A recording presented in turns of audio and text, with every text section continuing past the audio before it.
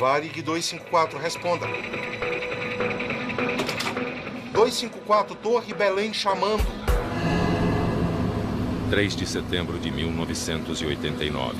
Um Boeing 737-200 da empresa brasileira Varig, que fazia a rota Marabá-Belém, desaparece ao sobrevoar a região norte do Brasil. 254, algum problema a bordo? Não responde. O voo, com 48 passageiros e 6 tripulantes a bordo, deveria durar aproximadamente 45 minutos, mas avança pela noite e por um rumo desconhecido. 254, aqui é o Varig 231. Prossiga. Naquele momento, o único que consegue se comunicar com o comandante Garcês é o piloto de um outro voo da Varig, que havia acabado de pousar em Santarém. Ô Garcês, você não conseguiu chegar a Belém por quê? Não, é que eu não tinha indicação de Belém. A bússola tava com outra proa. Agora tá indo pra Marabá, só que não tem combustível pra ir pra lugar nenhum, entendeu?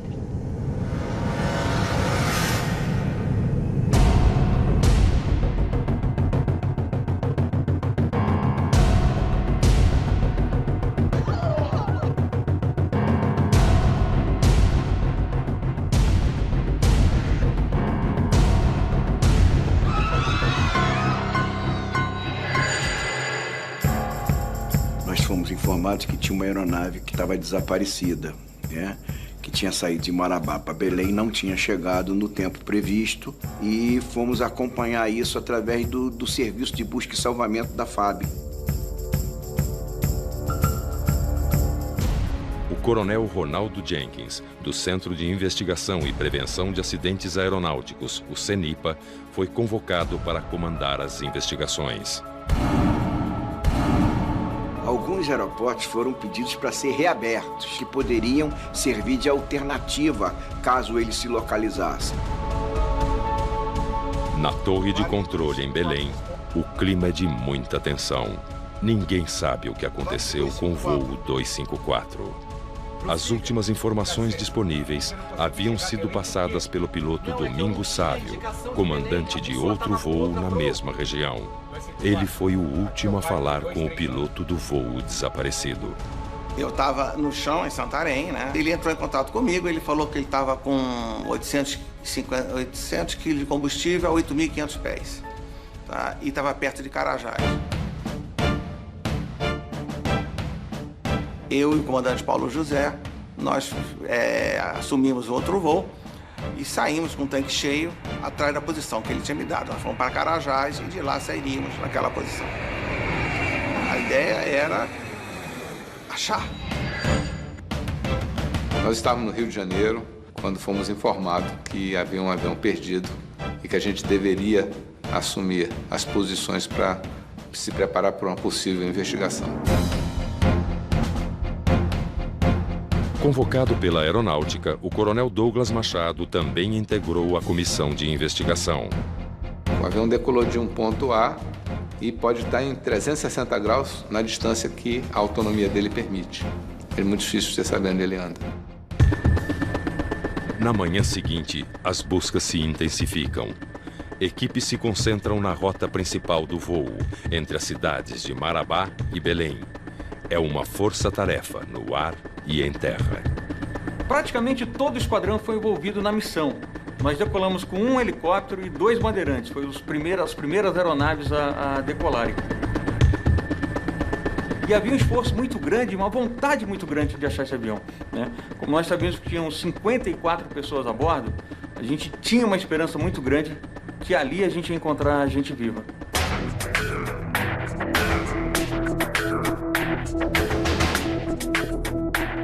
Todo o avião tem um transmissor localizador de emergência. Esse equipamento, quando tem um impacto, ele emite sinais. Naquela época era 121.5, que é a frequência internacional de emergência.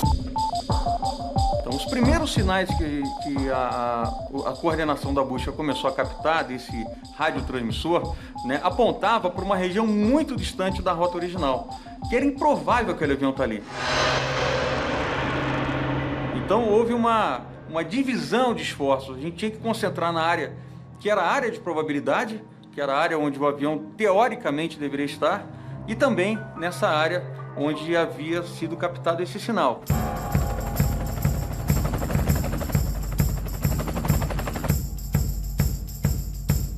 44 horas após o desaparecimento, o Varig é localizado. E, para surpresa de todos, através de um sobrevivente. A primeira sensação que eu tive foi de ouvir o latido de um cachorro, de um vira-lata. Aí eu vi que eu cheguei à civilização. Foi a maior alegria da minha vida. O engenheiro paraense Epaminondas Chaves e mais 3 sobreviventes saíram em busca de socorro. Foram mais de 7 horas de caminhada dentro da mata até chegar a uma fazenda. Quando nós chegamos à fazenda, o encarregado da fazenda se dirigiu a uma outra fazenda vizinha, porque lá existia um rádio amador e o rádio amador conseguiu falar com as autoridades em Brasília que tinha chegado os sobreviventes na fazenda. Meia hora depois, começaram a chegar os primeiros aviões da Força Aérea. O avião é localizado em São José do Xingu, a cerca de 1.600 quilômetros de Belém, o seu destino final. Se você pegar um mapa de onde ele decolou e onde ele deveria chegar e onde ele caiu, é uma região enorme, e é a Amazônia pura, né, com árvores de 30, 40 metros de altura, e numa época onde a cobertura de radar praticamente não existia. Quando eu estava descendo na corda, né, o helicóptero ele faz um colchão de ar, eu já pude sentir o cheiro dos corpos, né? Quando a gente foi chegando perto dos sobreviventes, as pessoas que podiam andar, elas vinham, nos abraçavam, uns pediam, me tira daqui que eu não aguento mais, eu quero ir embora. E as feridas eram muito graves, os ferimentos eram muito graves. Todas elas estavam muito contaminadas, com muitas larvas de mosca, né? O comandante Garcês, quando a gente chegou, ele perguntou para mim se ele estava em Carajás. Né? Carajás ficava muito mais ao norte, né? Eu falei, não, você não está em Carajás, você está no sul do Pará. Ele meio que deu uma assustada assim, nitidamente ele realmente não sabia aonde que ele estava. Os investigadores, entre eles o coronel Douglas Machado, desembarcam na base aérea do Cachimbo, a 500 quilômetros do local do acidente. E fomos de helicóptero para essa área. A partir daí começamos a fazer as investigações. Após a retirada de todos os sobreviventes, a equipe de investigação começa a buscar pistas no local do acidente. A primeira coisa estranha, o avião estava sem as asas, mas estava inteiro. A pancada foi muito grande, eles deram muita sorte. As asas foram arrancadas, desacelerando a aeronave, e a aeronave estava no chão, sem trem de pouso, era só fuselagem, mas com as portas fechadas. Dentro do avião, a gente via o efeito dominó, né? Algumas poltronas se soltaram e foram se deslocando no sentido da desaceleração, quer dizer, para frente do avião, e foram empurrando as outras, e elas foram quebrando e imprensando as pessoas dentro do próprio avião. A tragédia poderia ter sido ainda maior se o voo estivesse lotado. Mas naquele trecho, o Varig levava 48 passageiros, menos da metade da ocupação. 36 sobreviveram, além dos 6 tripulantes. Em meio ao cenário devastador, prosseguem as buscas por pistas. Qualquer papel que fosse interessante, a gente separava, botava num plástico e ia todos os dados possíveis. Foram fotografadas várias vezes todos os componentes, as cadeiras. Aí chegamos a encontrar cartas de navegação debaixo da cadeira do copiloto. Nós recolhemos tudo que fazia parte do sistema de navegação da aeronave. E passamos, então, a cuidar da caixa preta de voz e de dados da aeronave, foi recolhida. As caixas pretas do Varig 254 são enviadas para análise da NTSB, Agência Americana de Investigação, em Washington. A gente tinha informação de que o Garcês tinha dito para um outro aeronave da Varig que ele tinha perdido as bússolas e que ele estava tentando se encontrar. Ô Garcês, você não conseguiu chegar a Belém por quê? Não, é que eu não tinha indicação de Belém, a bússola estava com outra proa. Nossa maior preocupação naquele momento era o problema da perda de orientação. Uma possível falha na bússola coloca os investigadores em alerta. Eles fazem os primeiros testes ali mesmo no local do acidente. Para ver se via alguma coisa que pudesse desmagnetizar ou então atrair a bússola para mudar o rumo.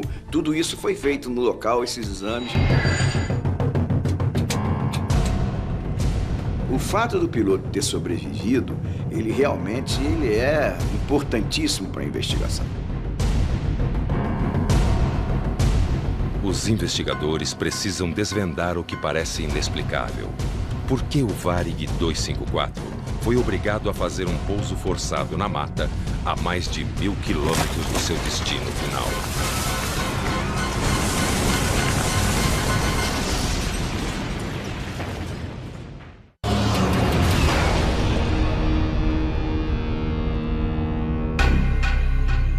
O voo 254 da Varig faz um pouso forçado no meio da selva amazônica. Das 54 pessoas a bordo, 42 sobreviveram. Após as equipes de resgate e de investigação liberarem a área, os jornalistas seguem para o local da tragédia. Daqui para frente é impossível ir de carro. Nós vamos entrar na mata que está logo ali na frente. Leonel da Mata é o primeiro repórter a chegar aos destroços do avião. Fizemos uma caminhada de 1h30, 2 horas, não me recordo bem, até que chegamos na clareira aberta pelo avião. É um cenário incrível. Finalmente, lá está o avião, enfiado no meio do mato. Todas essas árvores aqui foram derrubadas por ele ao cair. Lá dentro do mato está apenas o corpo do avião, o que se chama de charuto do avião. É indescritível. Você vê pedaços de tudo em todos os lugares. Você começa a tentar reconhecer isso aqui. Nossa, isso aqui, olha, é um pedaço da asa. Nossa, isso aqui E você fica atônito. Deste lado estava o comandante Garcês e este lado da cabine está praticamente inteiro. Agora, aqui na frente, o avião perdeu o bico. Mas do lado de cá, vejam só, ao bater numa árvore, o avião perdeu toda a lateral da cabine. O copiloto estava sentado neste banco e sobreviveu. Longe da selva, os investigadores estudam cada momento do voo 254, a partir do plano de voo fornecido pela empresa aérea e dos documentos do Departamento de Aviação Civil. O tradicional pinga-pinga sai do aeroporto de Guarulhos, em São Paulo, com 7 escalas até Belém.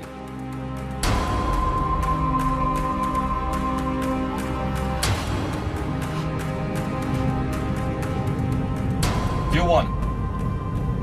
Rotate.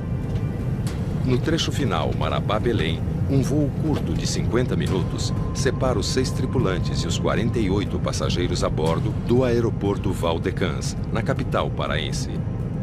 No comando da aeronave está o piloto César Augusto Padula Garcês. Nilson de Souza Zilli é o copiloto. As investigações verificaram que o Garcês era um tripulante bastante dedicado, oriundo da Força Aérea, era piloto da reserva, trabalhou durante 4 anos na Força e saiu para ser piloto da Varig. Um piloto muito acima da curva, tendo tirado inclusive nota máxima em algumas avaliações. O Zilli, um piloto muito novo, as nossas verificações indicam que era uma experiência inferior ao que deveria e tinha dificuldade de se identificar com o Garcês. A comissão de investigação também vasculha os arquivos da empresa em busca de dados sobre a aeronave. O Boeing 737-200 era operado pela Varig há 15 anos e possuía cerca de 33 mil horas de voo. Sem evidências de possíveis problemas técnicos ou mecânicos na aeronave, a investigação se concentra nas entrevistas com os sobreviventes, tanto os tripulantes quanto os passageiros. Eu já fui questionado e interrogado dentro do hospital. O copiloto Nilson Zilli é um dos 42 sobreviventes. Quando acordei, ou seja, aquela terrível realidade, o Garcês chega perto de mim e me pergunta: como é que você tá? Eu falei assim: eu tô todo mal. Não consigo me mexer, a perna, nem sei como é que tá isso. A clavícula tá doendo e a cabeça, ou seja, o lado direito não mexe. Aí naquela hora ele já me sugeriu para fazer, eu falei assim: nós precisamos fazer um relatório juntos.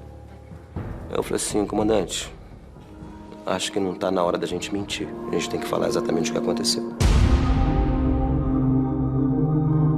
Bom dia. Seu nome? Epaminondas Charles. Vieram me entrevistar. Eles vieram me entrevistar, mas uma entrevista técnica, para saber mais ou menos o que foi que aconteceu, o que foi que o comandante falou, coisas assim. Tanto é que eu chamei a aeromoça. Você comunicou para ela essa sua o que estava impressão? acontecendo, o porquê de tanta demora.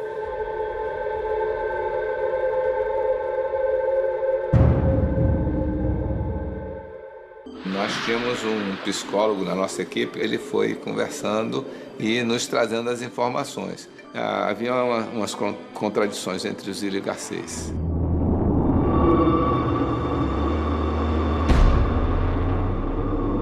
Eu cheguei no hospital onde estavam os feridos, eu vi o comandante e eu me dirigi a ele dizendo quem eu era e ele disse: não, eu já sei quem você é, o que você está fazendo aqui. O piloto Fábio Goldenstein, na época do acidente, diretor de segurança de voo do Sindicato dos Aeronautas, acompanhou todo o processo de investigação. Ao longo das investigações, começaram a surgir informações sobre a personalidade do Garcês e sobre a dificuldade do relacionamento dele com outros pilotos mais novos, com os copilotos. E aí, mais adiante, começou a surgir isso de que ele e o Zilli teriam se desentendido durante a viagem. Eu vou tentar o pouso. O desentendimento entre piloto e copiloto passa a ser uma peça importante na investigação do acidente com o Varig 254.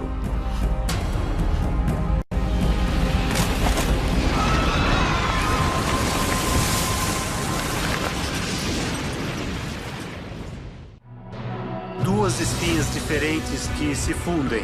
Casos médicos extremos. O caso do Calvino é único. Histórias de pessoas que enfrentam problemas de saúde raros. Meu futuro é fora daqui. E os incríveis médicos que se dedicam a curá-las. A cirurgia transcorreu como eu esperava. Especial Medicina Extraordinária. Hoje, a partir das 8h40, só no Discovery.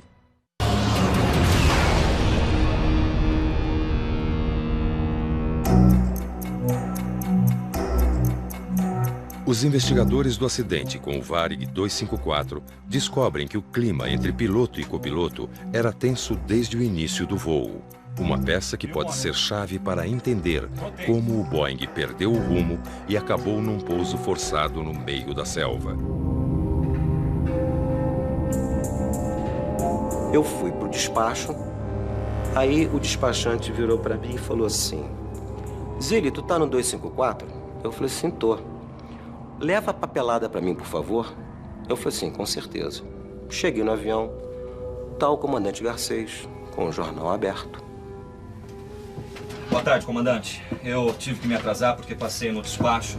O despachante perguntou se eu estava no 254 e pediu para entregar isso aqui para o senhor. Não se dignou olhar para mim e disse o seguinte: se o voo tivesse atrasado, ia dar atraso de copiloto. Isso não é função de tripulante, é função de DOV. Eu me desculpe, comandante. Isso não vai mais acontecer. O Zilli ficou assustado.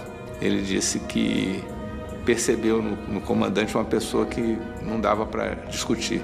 Entrei, sentei na minha cadeirinha, fiz o que eu tinha que fazer e pensei cá com o meu botãozinho. Vou ficar caladíssimo nesse voo. O Zílio era um copiloto muito novo, era jovem, pouco experiente e sim, ele foi pouco assertivo. Mas eu acho que parte dessa pouca assertividade dele se deu também pela falta de experiência dele ainda, pela falta de segurança dele. O Garcês assumiu tudo. A parte de voar e a parte de fonia. Eu não fazia mais nada. Eu não era mais nada dentro daquele avião. De modo que quando aconteceu o fato, ele passou o tempo todo sem ser assertivo, sem dizer, Garcês, que está errado. Ele ficava calado. Mas só as gravações registradas nas caixas pretas do avião podem esclarecer o que aconteceu na cabine do Boeing.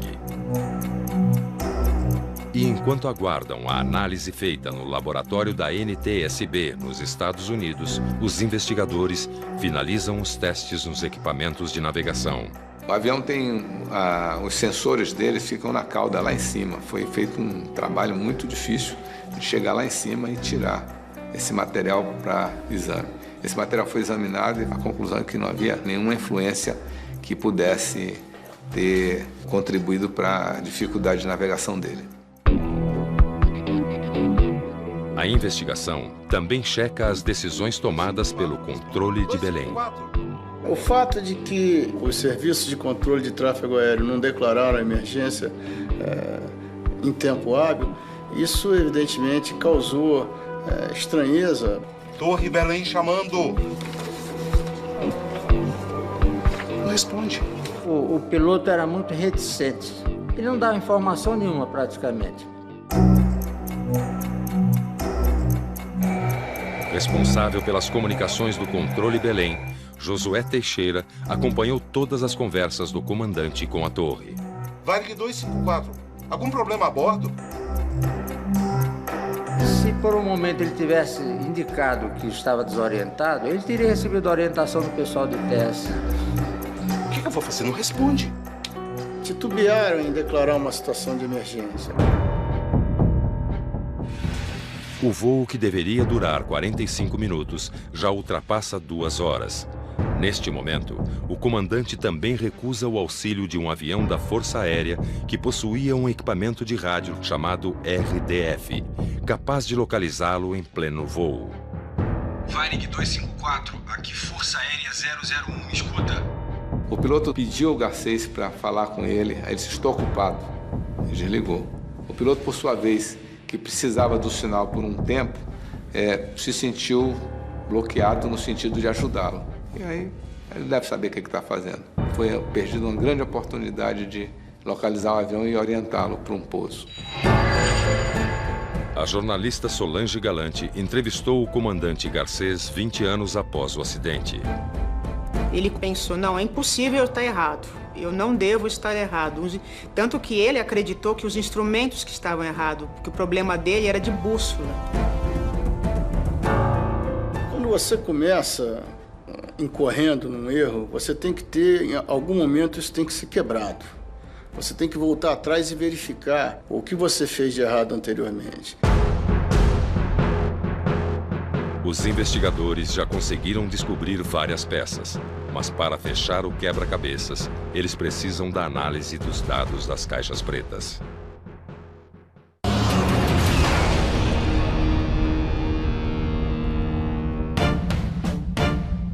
Duas semanas após o acidente com o voo 254 da Varig, os investigadores recebem a análise das caixas pretas e agora conseguem identificar, minuto a minuto, o que aconteceu a bordo do avião. O que existia era que eles tinham tomado a direção errada. Agora, que proa eles tinham tomado? O porquê que eles tinham tomado aquela proa é que a gente, logicamente, teve que fazer a investigação assim. Cruzando os dados das caixas pretas com os depoimentos dos tripulantes, os investigadores finalmente descobrem como e por que começaram os problemas no voo 254.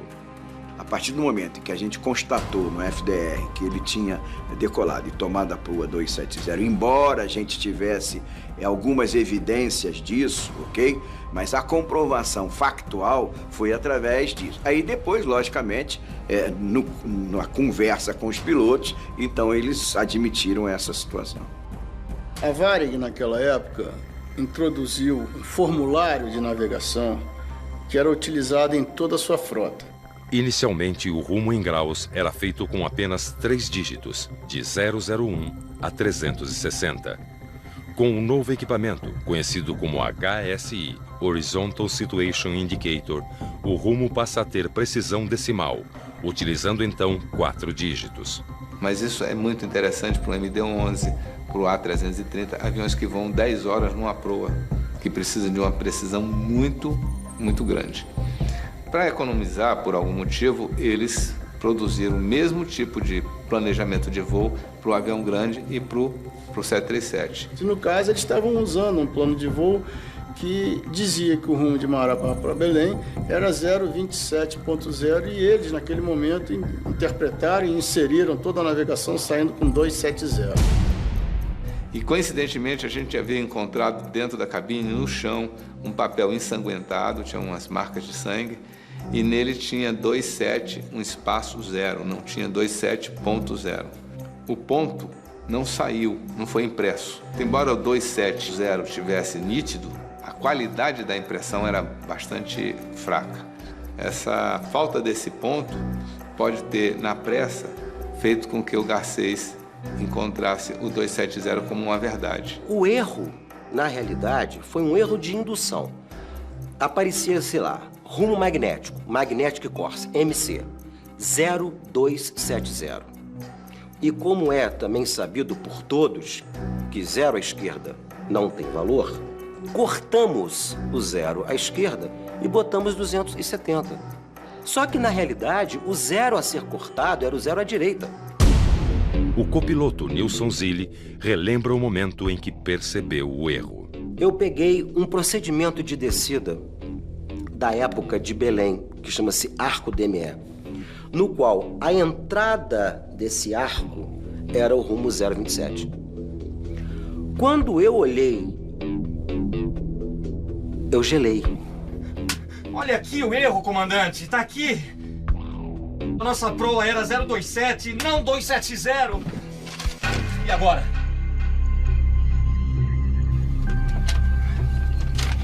E agora? Eu falei assim, agora vamos subir. Subir, botar a boca no trombone, falar mesmo, se declarar em emergência dentro daquilo que havia sido descoberto naquele momento. Aí, os companheiros de aviação perguntavam e ele não falava. Já sabia que estava com erro de proa. Foi perguntado para eles por que não foi discutido aquela situação, mas eles disseram que o Garcês botou a mão, não fala nada, no sentido de não fala nada, silêncio, para não gravar.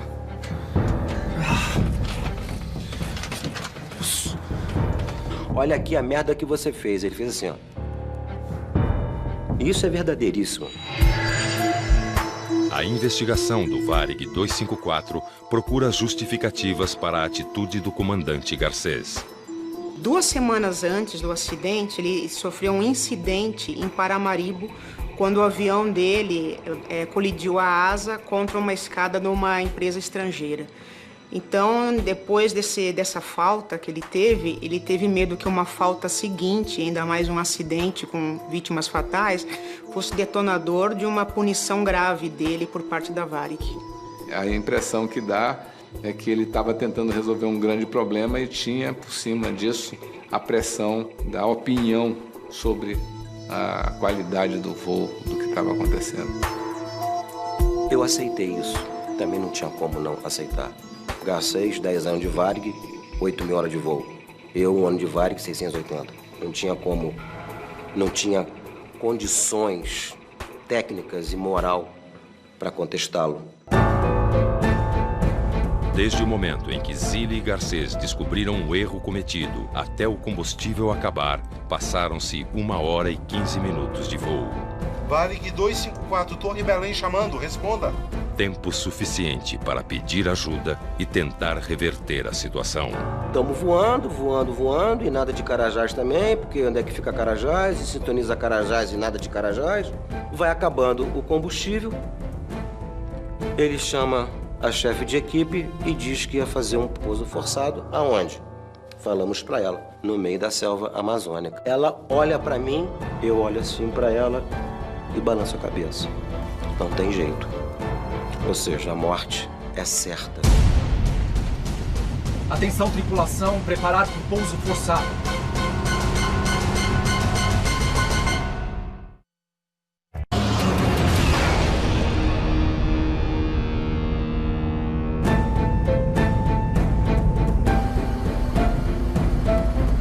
Senhoras e senhores passageiros, é o comandante que vos fala.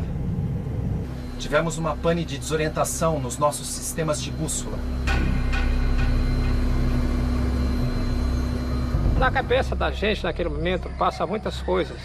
Eu simplesmente não queria acreditar e queria que aquilo não tivesse acontecendo comigo. E achava que aquele momento não era a minha hora ainda. Deixamos a todos com a esperança de que isso não passe apenas de um susto para todos nós. Este é o último registro das caixas pretas. Sem energia elétrica, ela para de funcionar. Quando os motores pararam a 8.000 pés, a gente não tinha mais nenhuma informação.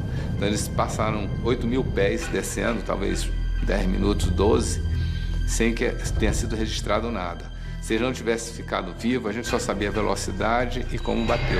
O embarque para mim foi tudo tranquilo, normal. Nos depoimentos durante a investigação, os passageiros contaram o que viveram naqueles minutos que pareciam uma eternidade. Muita gente rezava, eu rezei muito. Porque não é fácil você estar lá em cima, naquela altura, e o cara chegar e falar, nós estamos perdidos. Você ouvir que o combustível está no final, você se sente completamente sozinho. O Garcês bate no meu ombro e me diz a seguinte frase. Desculpa, velho. O erro foi meu, a gente se encontra no outro lado da vida. Eu olhei para ele. Ele suava e tremia.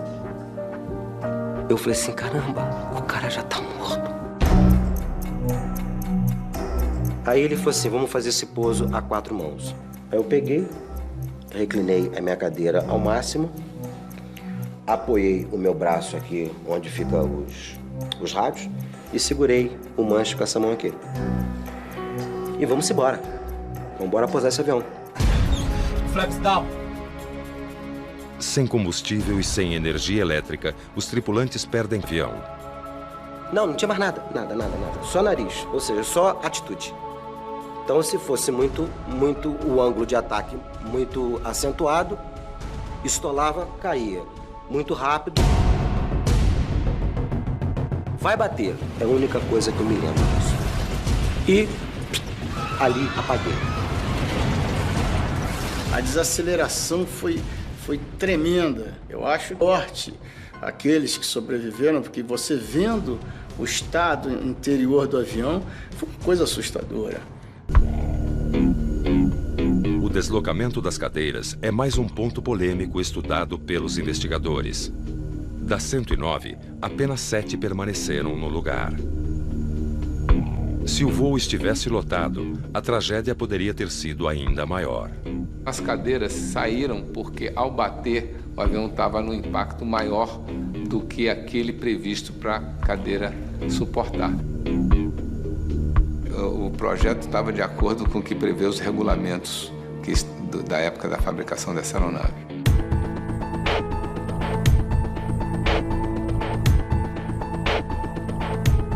"19 meses após o acidente, a investigação chega ao fim. Com todas as peças do quebra-cabeças analisadas, os investigadores do voo Varig 254 conseguem entender a sequência de erros e desencontros que resultaram no acidente.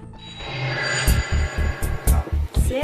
Pode ir reto, esquerda. Boa tarde, Olá, tudo bem? Tudo.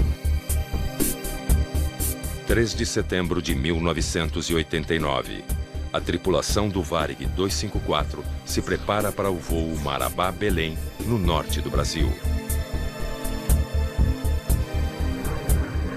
No momento de programar o plano de voo entre as duas cidades, o comandante César Garcês se confunde ao inserir o rumo. Ao invés de 027, ele insere 270.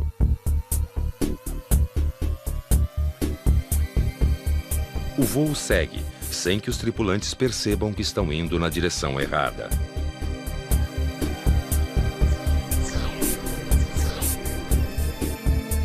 Centro Belém, Varig 254. Ô, Belém, o Varig 254. Nada. Centro Belém, Varig 254. Após tentar sem sucesso contato por rádio VHF com o controle de Belém, a tripulação só consegue se comunicar aos 23 minutos de voo através de HF, um sistema de transmissão para longa distância. É dessa forma que recebem autorização para iniciar a descida. Varig 254 descendo para 200. Próximo do pouso, ao atingir 4.000 pés, os tripulantes se dão conta de que não conseguem ver o aeroporto de Belém, nem as luzes da cidade. Comandante, o senhor está vendo o aeroporto? Não. Tentando se localizar, sobrevoam a Amazônia a baixa altitude por 1 hora e 14 minutos. E à medida que eles baixavam, mais difícil ficava de se comunicar com qualquer pessoa. Eles estavam entrando na armadilha sem querer, sem saber. Durante todo esse tempo, o piloto se mostra reticente em dar sua localização e pedir ajuda. 254, algum problema a bordo? Não responde. Com aproximadamente 2 horas e 10 minutos de voo, descobrem o erro que haviam cometido. Depois disso, ainda voam mais 1 hora e 15 minutos antes do combustível acabar. Eles exauriram o combustível deles, voando de um lado para o outro. E quando eles perceberam que tudo tinha começado lá atrás, na saída de Marabá, eles já não tinham mais muita autonomia de voo. A partir daí, o Varig só tem uma saída: fazer um pouso forçado sobre a floresta, na escuridão da noite.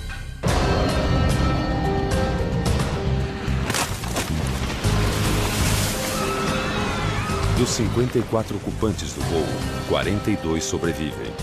Como pode um acidente desses começar a partir de uma coisa tão básica? Por que os serviços de tráfego aéreo não perceberam imediatamente, ou logo que o avião estava perdido? Por que eles desceram e ficaram tanto tempo voando a baixa altura? Foram muitas perguntas que só ao longo do tempo se tentou criar o cenário. Mais de 2 décadas depois, o que a aviação brasileira aprendeu com esse acidente?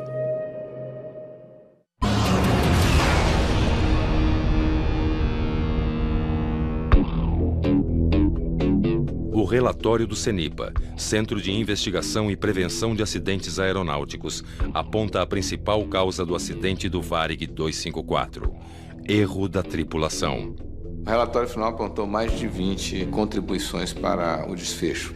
Então, desde de um documento que veio faltando dados que pudesse orientar o piloto, um alerta situacional relativamente baixo dos dois, falta de coordenação entre eles. A falha na leitura do rumo, segundo o levantamento das investigações, decorre da falta de conhecimento do comandante do novo padrão utilizado pela Varig na época do acidente. O treinamento, na minha opinião, foi inadequado. O caso deles não foi o primeiro caso de piloto que se confundiu, mas seguramente todos os casos anteriores os pilotos perceberam muito rapidamente, ou bastante rapidamente, de que haviam cometido algum erro e corrigiram a situação. Com o impacto do avião sobre as árvores e o solo, das 109 cadeiras, apenas 7 permaneceram no lugar. As outras se soltaram e, como num efeito dominó, esmagaram muitos dos passageiros. Até aquela época existia um limite, né, de certificação para uma determinada carga G, né, número da força de gravidade, né? Hoje em dia, depois desse acidente, tanto o piso da aeronave e as próprias cadeiras em si, esse número de carga G aumentou, praticamente quase que dobrou. Mais de 20 anos depois, o que mudou na aviação brasileira para que um acidente como esse não se repita? Você hoje em dia, você já não navega mais por agulhas que te apontam para direções. Você hoje tem uma tela de computador, você tem uma tela nos teus instrumentos que te traça uma rota de navegação a ser seguida. Mas ainda assim, é uma boa prática os pilotos confrontarem os rumos, as distâncias com as cartas de navegação.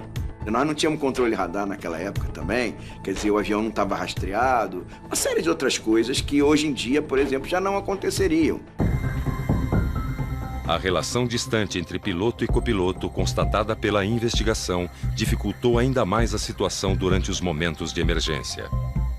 A aviação civil brasileira e do mundo inteiro aprendeu que precisa gerenciar melhor os recursos de cabine, precisa aumentar a padronização e a integração ali existente. Foi basicamente um fator humano que provocou esse acidente. Esse acidente, eu posso te dizer, ele não se repete nessas circunstâncias que ele está aqui, mesmo que o mesmo erro ocorra, entendeu? A situação hoje é completamente diferente, quer dizer, nós já tivemos uma evolução muito grande.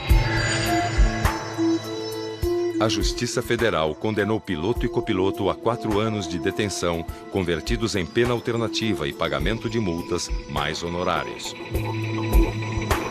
A minha punição foi política, porque eu não mandava igual ele, eu não era comandante. Flaps down! Eu acho que a punição dele foi justa, porém eu acho que toda a culpa não deveria ter sido jogada somente em cima dele. Muita gente deveria ter sido punida na Varig, no controle de tráfego aéreo brasileiro. Foi uma punição correta, porque houve negligência por parte da tripulação. Eles não foram humildes em pedir socorro quando viram que estavam perdidos. Ele não errou sozinho. Todo acidente é um monte de elo que se fecham. O castigo que eles mereceram é a consciência, no caso do Garcês, a própria consciência dele.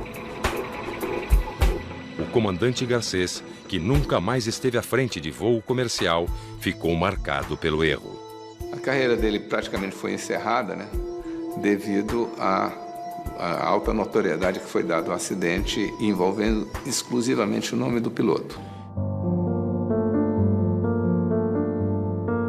Para os sobreviventes, o acidente mudou para sempre o jeito de cada um viver e pensar. Eu reciclei tudo. Valores em que eu colocava em certas coisas, eu mudei de lugar. Então eu descobri que a maior importância do mundo é a tua família, é amor, que o resto não importa. Você vê as pessoas hoje com mais generosidade. Eu olho também esses desastres que já aconteceram após o nosso. Eu vejo que nós somos umas pessoas felizes, nós tivemos mais sorte. E que, se olhar para trás, se fazer uma comparação entre o nosso acidente e os outros que houveram, que não saiu nenhuma pessoa viva, nós somos muito beneficiados pela lei divina.